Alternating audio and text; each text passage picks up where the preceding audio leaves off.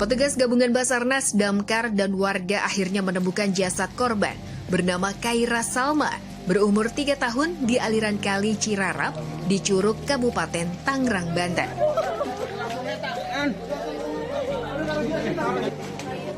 Sang ibu dan keluarga korban menangis histeris.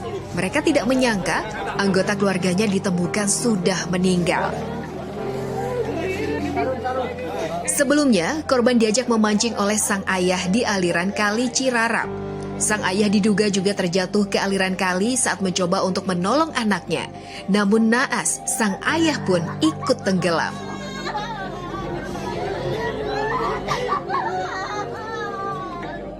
Jasad korban ditemukan 500 meter dari lokasi kejadian, sementara ayahnya masih dalam pencarian.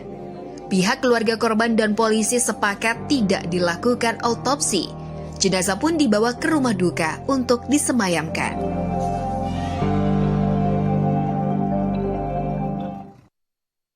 Assalamualaikum pemirsa, apa kabar Anda? Semoga puasanya berjalan lancar ya. Sebelum kita mulai aktivitas hari ini, kita update dulu yuk seputar informasi menarik agar pagi Anda lebih berisi. Bersama saya Elang Purbaya, inilah Cakrawala selengkapnya.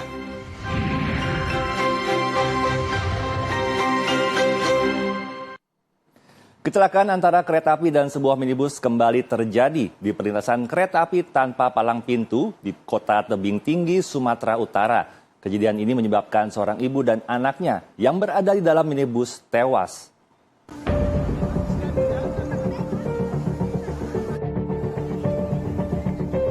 Sebuah minibus yang dikendarai oleh seorang ibu rumah tangga beserta ketiga anaknya tertabrak rangkaian kereta api barang jurusan Tebing Tinggi menuju Belawan. Peristiwa kecelakaan ini terjadi di perlintasan rel kereta api Jalan Gunung Arjuna, Kelurahan Mekar Sentosa, Kecamatan Rambutan, Kota Tebing Tinggi. Akibat peristiwa ini, 2 penumpang yang berada di dalam mobil, yakni ibu dan anak, meninggal dunia di lokasi kejadian. Sementara 2 anak lainnya yang menjadi korban mengalami luka berat dan dilarikan ke rumah sakit terdekat guna mendapatkan pertolongan medis. Sementara itu, menurut saksi mata, peristiwa ini bermula saat minibus datang dari arah Jalan Lintas Sumatera hendak akan menyeberang rel kereta api. Diduga pengemudi tidak hati-hati saat akan menyeberang di perlintasan kereta tanpa palang pintu. Biasanya memang itu ada yang jaga, tapi tadi dari keterangan dari masyarakat tadi, dia rupanya istirahat sebentar keluar kencing katanya, buang air kecil. Jadi awal mobil ini datang dari mana, Pak? Mobilnya katanya dia dari kota, jemput anak sekolah katanya di Kandean. Ada yang meninggal, Bang? Yang meninggal 2 orang. Kasus kecelakaan kereta api dan minibus ini masih ditangani pihak dari Laka Lantas Polres Tebing Tinggi. Nasib naas dialami Muhammad Alif, 21 tahun. Korban tertabrak kereta api barang yang sedang melintas. Korban diduga akan melaksanakan sholat subuh di masjid yang lokasinya berada di seberang rel kereta api. Isak tangis keluarga pecah saat melihat jenazah Muhammad Alif, 21 tahun. Korban tertabrak kereta api Limas Priok atau kereta barang yang melintas subuh.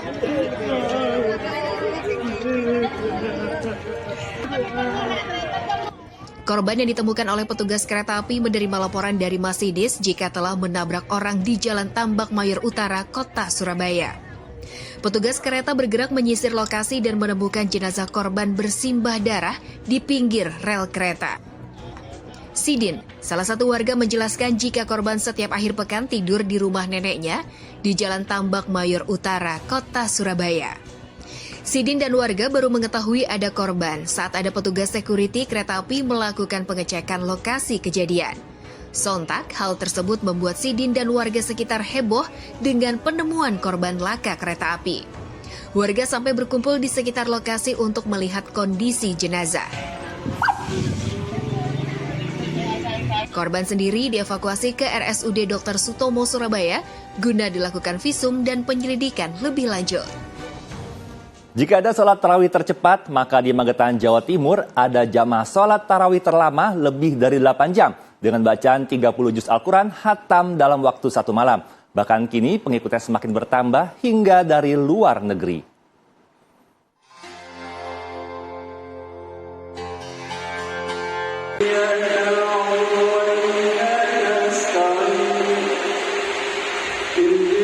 Salat tarawih terlama hingga 8 jam dengan bacaan 30 juz Al-Quran khatam dalam satu malam ini.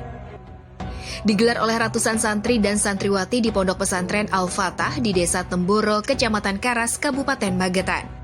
Salat tarawih dengan bacaan 30 juz Al-Quran ini sudah dilakukan sejak 12 tahun silam oleh para santri di dalam lingkungan pondok pesantren. Dalam pelaksanaannya, salat tarawih sebanyak 20 rakaat dengan bacaan 30 juz Al-Quran khatam dalam satu malam ini, dipimpin oleh 6 orang imam secara bergantian, di mana setiap imam membacakan hafalan 5 juz Al-Quran. Salat tarawih ini dimulai sejak habis salat Isya hingga rakaat terakhir pada pukul 3 WIB atau menjelang sahur. Ya, penjual kolak manis gerobak di wilayah Mangga Besar, Jakarta Barat ramai diserbu pembeli. Kolak manis ini menjadi viral karena banyaknya varian yang dijual. Inilah suasana animo masyarakat yang ingin membeli makanan takjil kolak manis untuk berbuka puasa di Jalan Mangga Besar Raya, Taman Sari, Jakarta Barat pada Minggu sore. Dampak warga berkerumun menyerbu untuk membeli dan melihat secara langsung dagangan kolak yang dijajakan dengan menggunakan gerobak. Penjual kolak manis ini menyediakan sejumlah varian makanan kolak, diantaranya biji salak, singkong, kolang-kaling, bubur mutiara, ubi, hingga kolak pisang dengan harga satu porsi sangat terjangkau, yakni Rp18.000. Banyaknya varian kolak yang dijajakan dengan harga yang terjangkau dan antrian panjang pembeli membuat penjual kolak manis ini menjadi viral. Lapak dagangan kolak ini baru dibuka pada pukul 3:30 sore. Jadi, jika pemirsa berminat mencicipi kolak viral ini, agar tidak kehabisan, setidaknya Anda harus berada di lokasi penjualan pada pukul 3 sore. Karena peminat kolak ini sangat banyak. Sate Jaya Agung atau dikenal dengan sebutan Sate Sabang menjadi salah satu menu buka puasa favorit di Jakarta. Sate Sabang ini dapat menjual lebih dari 5.000 tusuk sate per harinya. Sate memang selalu menjadi menu favorit untuk berbuka puasa. Apalagi sate yang berada di Jalan Sabang, Jakarta Pusat. Sate Jaya Agung telah berdiri sejak tahun 1975 dan selalu ramai dikunjungi oleh pelanggan baik dari dalam maupun luar kota Jakarta. Di sini, sate kambing dan gulai kambing dengan racikan yang spesial menjadi menu yang paling banyak diincar oleh para pembeli. Bahkan, para pembeli rela mengantri panjang demi merasakan nikmatnya sate Sabang ini. Ya pemirsa, menjelang waktu berbuka puasa, Pasar Ramadan Mujamuju di Yogyakarta dipadati warga untuk berburu takjil. Beragam kuliner tradisional hingga kekinian tersedia dengan harga yang terjangkau. Pasar Ramadan Mujamuju di Jalan Kerto, Kota Yogyakarta menjadi favorit warga maupun wisatawan yang hendak mencari makanan untuk berbuka puasa. Di pasar ini, uniknya para penjual sebagian besar muda-mudi kampung Mujamuju dan mahasiswa. Banyak pilihan, makanan dan minuman tradisional hingga makanan kekinian tersedia. Di antaranya nasi telang, jajanan pasar, sandwich buah, sushi, dan donat yang diracik khas cita rasa Indonesia.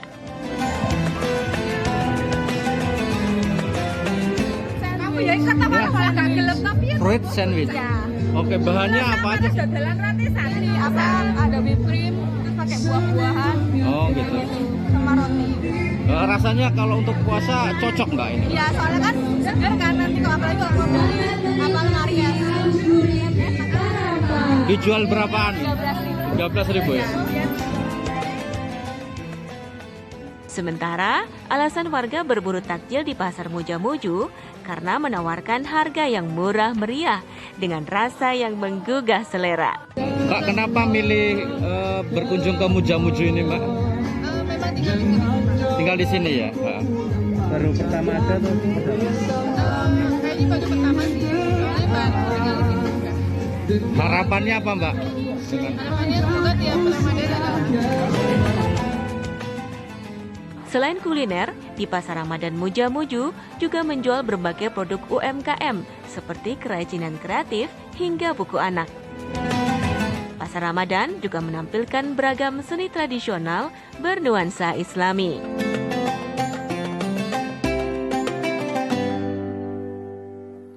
Salah satu bukti sejarah peradaban Islam yang cukup besar di Cirebon adalah keberadaan Masjid Agung Sang Cipta Rasa yang berdiri kokoh di sekitar Kasepuhan Lemah Wungkuk, Kota Cirebon, Jawa Barat. Masjid ini dibangun pada zaman Sunan Gunung Jati dan hingga kini masih terawat dengan baik bangunannya. Inilah Masjid Agung Sang Cipta Rasa, salah satu bangunan bersejarah, tempat ibadah umat Islam yang berdiri kokoh di sekitar Kasepuhan Lemah Wungkuk, Kota Cirebon, Jawa Barat. Masjid Agung Sang Cipta Rasa didirikan pada tahun 1408 pada zaman Sunan Gunung Jati dan Wali Songo. Arsitektur bangunan yang memiliki ciri khas tersendiri. Menurut sejarah, masjid ini dibangun hanya satu malam oleh sebanyak 500 pekerja dari beberapa kerajaan seperti Majapahit, Demak, dan Cirebon. Di area utama bagian dalam masjid terdapat tempat khusus yang biasanya digunakan oleh keluarga keraton untuk beribadah. Di bagian utama masjid juga terdapat pintu masuk yang kecil sehingga jamaah harus menundukkan kepalanya. Pintu itu merupakan simbol penghormatan dan makna merendahkan diri saat masuk masjid, karena semua manusia sama kedudukannya di mata Sang Pencipta. Berbuka puasa sambil berlayar di Sungai Nil pastinya menjadi pengalaman tersendiri ya. Selain bisa menikmati menu kuliner khas Mesir, kita juga bisa menikmati suasana Sungai Nil, sungai terpanjang di dunia. Bagi masyarakat Mesir, Sungai Nil adalah simbol peradaban sejak lama. Terdapat banyak cerita dan sejarah menakjubkan di baliknya. Kini, Sungai Nil menjadi daya tarik wisata. Salah satu yang ditawarkan adalah kapal pesiar yang juga restoran, sehingga pengunjung bisa berwisata sambil menikmati kuliner khas Mesir. Di saat Ramadan, kapal-kapal pesiar ini menawarkan berbuka puasa di Sungai Nil yang tentu saja banyak peminatnya, baik wisatawan mancanegara maupun wisatawan lokal. Seperti yang ditawarkan kapal pesiar Andrea Viking yang berkapasitas 200 orang ini. Di antara para pengunjung adalah para jamaah umroh Indonesia Sabah yang menikmati buka puasa di atas Sungai Nil. Kapal ini juga mengajak para penumpang mengitari Sungai Nil. Bagi jamaah umroh, ini merupakan pengalaman menarik. Mereka bisa menikmati sensasi berbuka puasa sambil menikmati suasana di Sungai Nil. Hidangan berbuka khas Mesir pun mengenalkan cita rasa yang lain. Kalau makanannya, kalau untuk warga Mesir sendiri, setahu saya lebih banyak sayur-sayuran ya, acar gitu kan, ini acar nih gitu kan. Kemudian ini roti, ini memang roti khas Mesir ya. Kalau untuk orang Indonesia mungkin biasa dengan gorengan. Kalau Mesir terbiasa dengan acar. Selain menikmati kuliner khas Mesir, para pengunjung kapal pesiar ini juga dihibur dengan berbagai macam atraksi. Di antaranya menikmati tarian-tarian hingga menampilkan musik khas Timur Tengah. Tentu saja ini merupakan pengalaman sendiri yang tak akan terlupakan.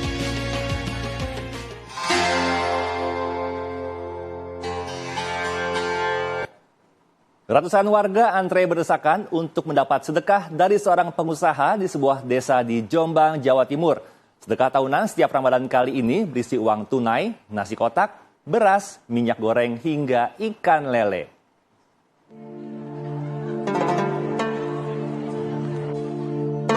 Antrean warga ini terjadi di rumah seorang pengusaha di desa Dukuh Klopo, Peterongan, Jombang, Jawa Timur. Desak-desakan tetap saja terjadi meskipun masing-masing warga telah mendapatkan kupon. Dengan berbagai alasan, warga minta untuk didahulukan. Sikap warga yang keras kepala membuat dua petugas Linmas dan anggota Polsek Peterongan harus kerja keras menjaga ketertiban antrean. Terdapat 3 titik pembagian sedekah di rumah sang pengusaha. Pada meja pertama, warga menukar kupon dengan amplop berisi uang Rp200.000 dan nasi kotak. Selanjutnya di meja kedua mereka menerima beras 5 kg dan 1 liter minyak goreng. Setelah itu di lokasi ketiga, sebelum pulang, warga menerima 1 kg ikan lele. Nasi kotak. Ya. Beras, terus sama lele, sama amplop. ya, Gimana Bu menerima ini Bu? ya alhamdulillah. Ya.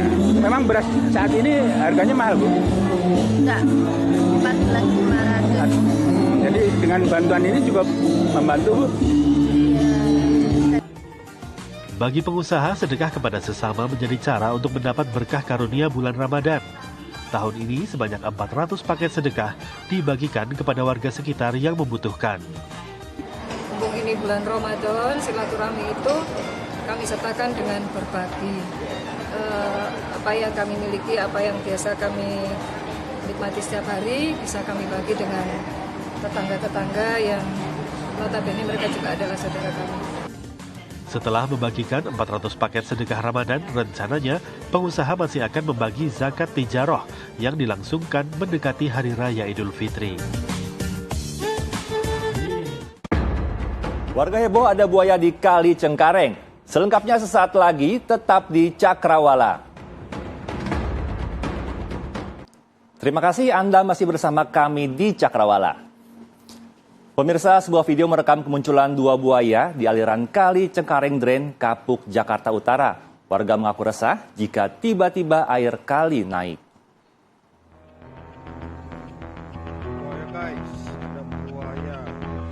Dua ekor buaya di aliran Kali Cengkareng Drain, Kapuk, Jakarta Utara terekam kamera ponsel warga. Dalam rekaman video terlihat dua buaya dengan panjang sekitar 3 meter berenang di permukaan air kali. Kemunculan buaya-buaya tersebut membuat warga yang beraktivitas di sekitar kali menjadi resah. Menurut warga, buaya kerap muncul ketika air kali sedang bersih dari tumpukan sampah. Kalau air bersih dia muncul.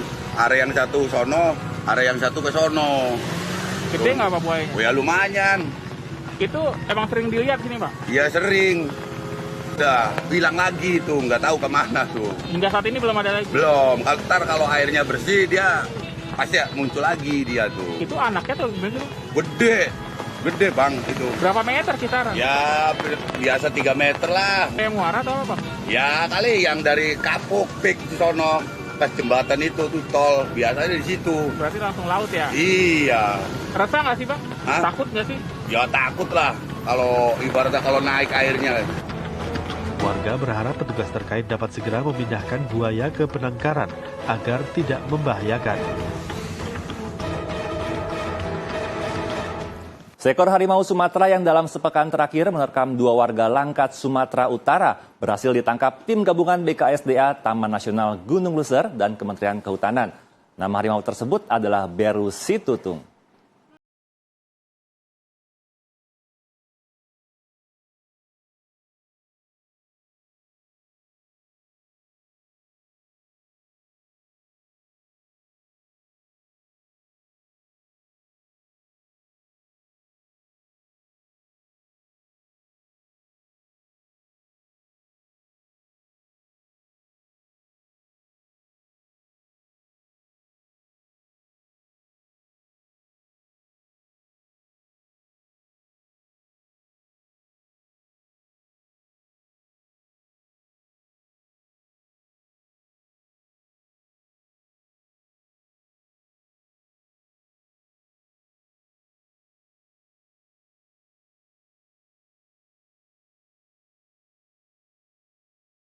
Pantau melintas di Dusun 5 Damar Hitam, Desa Mekar Makmur.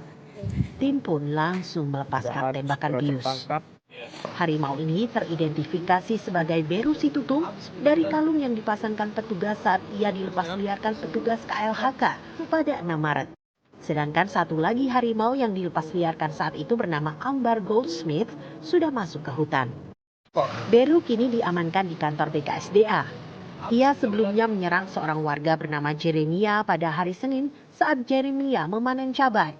Jeremia mendapatkan 82 jahitan di kepala dan leher. Beberapa hari kemudian, Beru menyerang seorang warga bernama Muhammad Ikhwan Sembiring saat sedang panen sawit. Ikhwan menderita luka di kedua kaki dan juga harus dijahit. Warga berharap konflik dengan harimau ini bisa diatasi agar satwa liar dan warga bisa hidup berdampingan.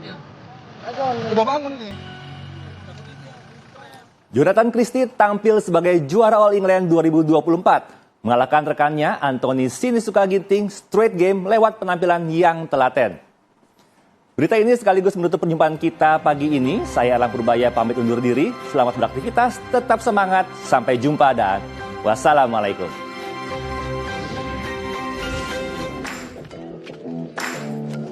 Jonathan Christie tampil sebagai juara All England 2024. Jonathan mengalahkan rekannya Anthony Sinisuka Ginting straight game lewat penampilan yang telaten. All Indonesian Final memang tersaji pada tunggal putra All England 2024 di Utilita Arena, Birmingham, Minggu malam waktu Indonesia Barat.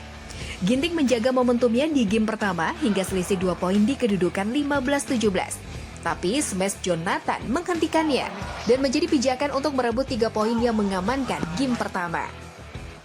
Persaingan ketat kembali mewarnai awal game kedua. 2 kesalahan plus kegagalan menerima smash Ginting ke arah badan membuatnya Jojo merelakannya terpangkas jadi 15-14. Namun Jonathan bereaksi dan berhasil merebut 7 poin beruntun.